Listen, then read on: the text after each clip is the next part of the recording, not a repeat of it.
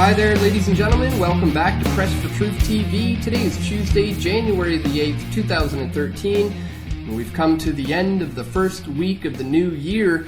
And for a lot of people out there, that means that they're already well into their New Year's resolutions. Most people are focusing on getting in shape, trying to be more healthy in general, and perhaps eating better foods. Well, as a lot of you, I'm sure, are already well aware, that is becoming much more difficult in the face of mega corporations like Monsanto, the world's largest supplier of seeds and genetically modified organisms. These guys are going for a complete monopoly on the world's food supply and slowly but surely are trying to run out organic farmers and family-run farms and replace them with their own factory farms pumping out their GMO frankenfood. So this has led to a groundbreaking case which is set to take place in a few days in Washington, D.C. There are a number of organic farmers who are heading down there to take on Monsanto head-on in this lawsuit. Here's an article on that from accessoflogic.com. Family farmers to travel to Washington, D.C. to take on Monsanto. Dozens of family farmers, plaintiffs in the landmark lawsuit Organic Seed Growers and Trade Association versus Monsanto, will travel from across America to Washington, D.C. next week to take on Monsanto and demand the right to farm. They will attend the January 10th oral argument in the appeal of dismissal to be aired before the U.S. Court of Appeals for the Federal Circuit. A citizens' assembly in support of family farmers at 10 a.m. in Lafayette Square will coincide with the beginning of the oral argument inside the courtroom. Our farmers want nothing to do with Monsanto, declared Maine certified organic seed farmer Jim Garrettson, president of lead plaintiff Organic Seed Growers and Trade Association.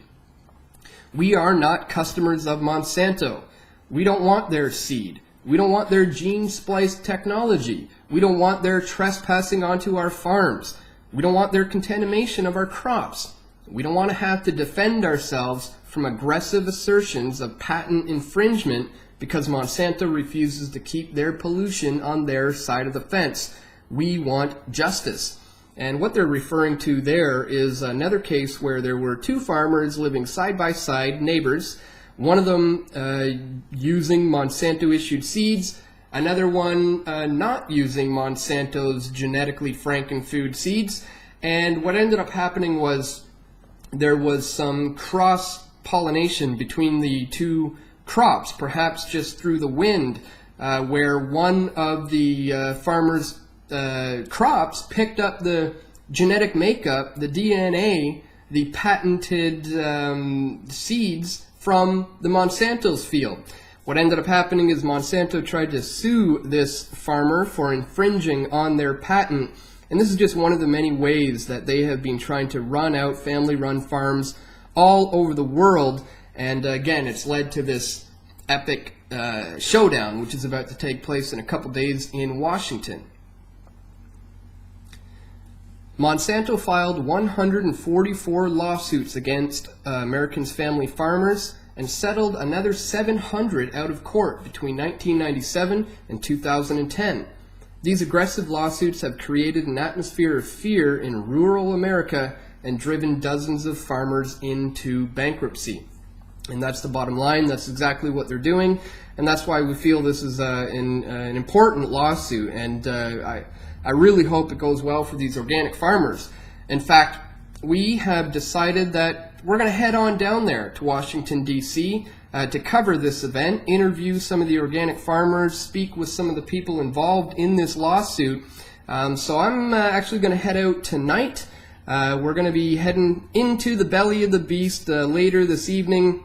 We figured we'd head down a day early. This doesn't happen until Thursday, but we're going to head down tonight, spend some time there tomorrow doing some filming. Maybe we'll check out the sites. Perhaps we'll head down to the Grand Lodge of the Scottish Rite of Freemasonry, which is just down the road from the White House. Perhaps we'll head on over to the Federal Reserve and see what's going on over there. So it should be fun day of filming all day tomorrow. And then again on Thursday, we will be covering that event. So I'll do my best to keep you guys updated on a daily basis while we're there. I'll be shooting a lot of video, and I'll try to do my daily updates from Washington, and hopefully wherever we're going to end up staying is going to have a decent internet connection, and I can get the videos up to you each evening when we're done filming.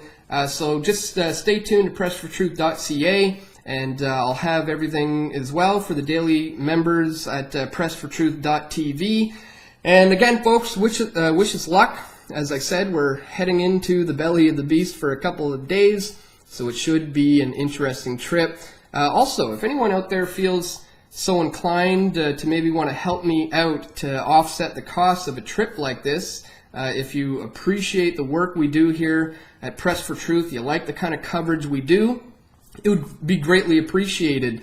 If people who like our work were to pitch in just a little bit each, it would certainly help me out a great deal when it comes to covering these types of events. But otherwise, folks, you can stay tuned to my YouTube channel, youtube.com/weavingspider. And again, I'll do my best to have everything updated at both the websites, pressfortruth.ca and pressfortruth.tv.